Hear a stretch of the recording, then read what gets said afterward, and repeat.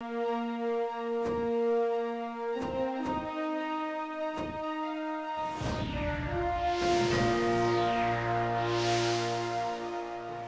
ASEAN Highlights this week, we take a look at last weekend pro-electoral reform rally in Malaysia and the ensuing police crackdown that follows. The rare scene of public protests and large-scale police crackdown and arrests from Kuala Lumpur last Saturday have many observers wondering whether political changes are afoot in the former British colony, which since independence in 1957 has been dominated by Barisan National Coalition led by the United Malays National Organisation or UMNO. The July 9th protest, or Bersih 2.0 as it is known, was organised by the Coalition of Clean and Fair Election, a loose political platform joined by various NGOs and the opposition groups demanding concrete electoral reform. Many in the opposition feel that the Malaysian Election Commission is biased towards the ruling coalition, and the activists who were part of Bersih demanded an overhaul of voter registration lists, tougher measure to retain electoral fraud, and more openness in government-controlled media to ensure that the voices of the opposition are represented. Depending on the sources, around 10 to 50,000 people participated on Saturday's rally that the authority have outlawed and virtually shut down the city of KL with roadblocks and barbed wire in trying to prevent the protests from happening. As the cloud of tear gas settled and the fume from the chemical-laced water subsided, it was revealed that the police have arrested over 1,600 people, with one protester died at the rally due to breathing difficulty. Hundreds of people, including Malaysian opposition leader Anwar Ibrahim, who was briefly hospitalized during the Bersih rally, attended the funeral of the 59-year-old Baruddin Ahmed on Sunday. Many Malaysian and international observers saw Saturday's police action during the protest with the codename Operation Erase Bersih as excessive, while Prime Minister Najib Razak congratulated the police for their effort. The Malaysian Prime Minister slammed Bersih organizer, saying that they have ulterior motive in undermining his government and Malaysia's national security, peace and harmony. The pro-reform protest took place in light of the possibility of an early poll forecasted sometime in the middle of next year. The last time Malaysian went to the poll was in 2008, and the ruling Barisan Nasional lost 5 states and 30% of its seats, worst ever performance since its dominance over the country's politics in more than half a century. It remains to be seen what will happen in Malaysian politics as the Bersih activists continue to demand changes to the country electoral system, while the ruling coalition claim that the election process is already clean and fair. Thai News Agency team reporting for ASEAN TV. Southeast Asian nations are drafting a code of conduct that will govern action in the South China Sea. The draft will be presented to China at the ASEAN Foreign Ministers meeting in the Indonesian resort island of Bali next week. Several diplomats from ASEAN members revealed this week that the association is creating a legally binding code of conduct that addresses military exercises and the exploration of natural resources. The code also dictates appropriate responses to outbreaks of regional conflicts. ASEAN said they will present a draft of the code at a high-level meeting with China on the Indonesian island of Bali next week. The move came as the Philippines and Vietnam have been at the loggerhead with Beijing in recent months over territories in the South China Sea, which includes shipping lanes and believed to hold untapped rich oil and gas reserves. Foreign ministers from 27 members of the ASEAN Regional Forum, except for Thailand, will be attending the ARF meeting in Bali on July 23rd. Members of the RAF include the 10 ASEAN countries and the United States, China, Canada, Japan, the 2 Koreas, India, Pakistan, Bangladesh, Sri Lanka, Papua New Guinea, Timor-Leste, Australia, New Zealand, Russia and the European Union.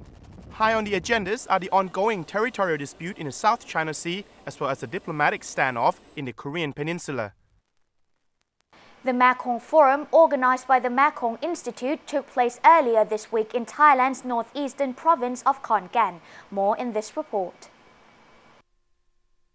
The Mekong Forum, which was organized by the Mekong Institute, took place on Monday and Tuesday this week in the Thai northeastern province of Khon Kaen, where participants comprising of senior government officials, academics, civil society representatives, as well as private sector practitioners got together to discuss preparations that are needed for the formation of the ASEAN Economic Community aimed for the year 2015.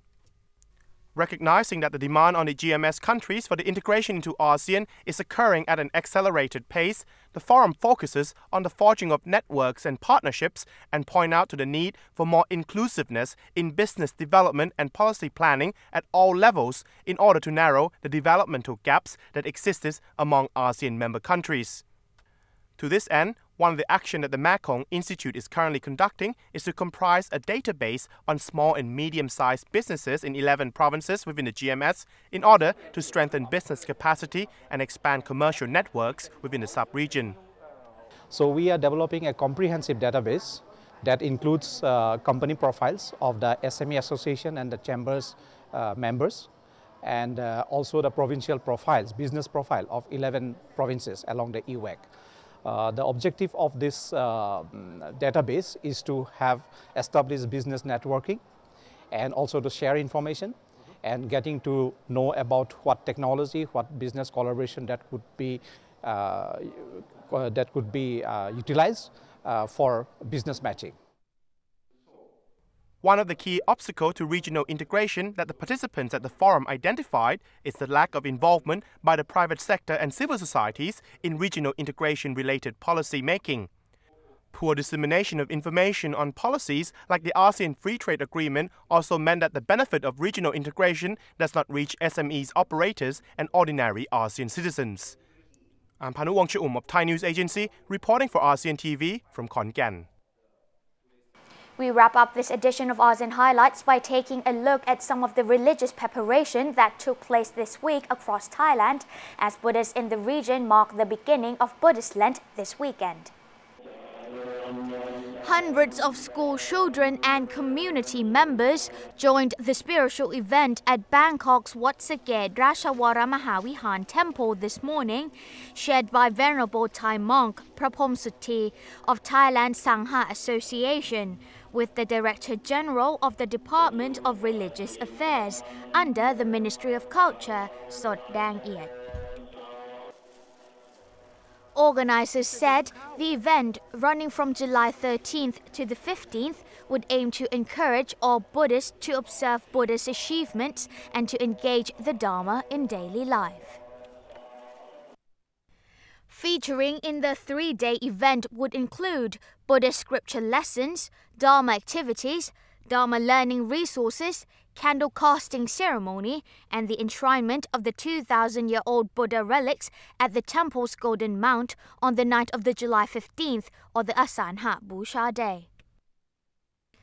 The relics, handed over by the Norwegian government, were regarded as a gift to mark His Majesty King Bhumibol Adulyadej's 84th royal birthday anniversary on December 5th of this year. Meanwhile, in the kingdom's northeastern Ubon Ratchathani province, tourist reservations for the month are full to the brim, which is estimated to send some 30 million baht into domestic circulation, a figure representing a 10% on-year rise. The Director of Tourism Authority of Thailand's or TAT's Provincial Office of Ubon Ratchathani, Yupapan Rod, said the rising number of travellers was possibly due to this year's long public holiday over the weekend from July 15th to the 18th. Yupan noted local temples have so far been informed to prepare for the inflow and insisted local activities, including the annual Candle Procession Festival from July 1st to the 31st, as well as local transportation, will suffice all travellers. And over at Chai Mongkon Temple in central Chiang Mai province, people donated consumer goods, candles, robes and lamps, and some also wore white dresses. Donors were also packed at the temple, causing them to queue up to make merits.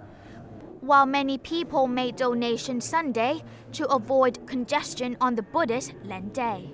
Buddhist monks had to repeatedly pronounce blessings for groups of donors, prompting them to take turns to conduct the reception ceremony. Donors at the temple also released aquatic animals into the Ping River and contributed to funds to save cattle from slaughterhouses. And while in Chiang Rai province, Buddhists flocked to local temples to make similar donations and hoped Buddhist monks would use them during the Buddhist Lent period. ASEAN TV news team of Thai News Agency reporting for ASEAN TV. And that's it for this edition of ASEAN Highlights. On behalf of the ASEAN News Desk at Thai News Agency, I hope you all have a lovely weekend and sawadee ka.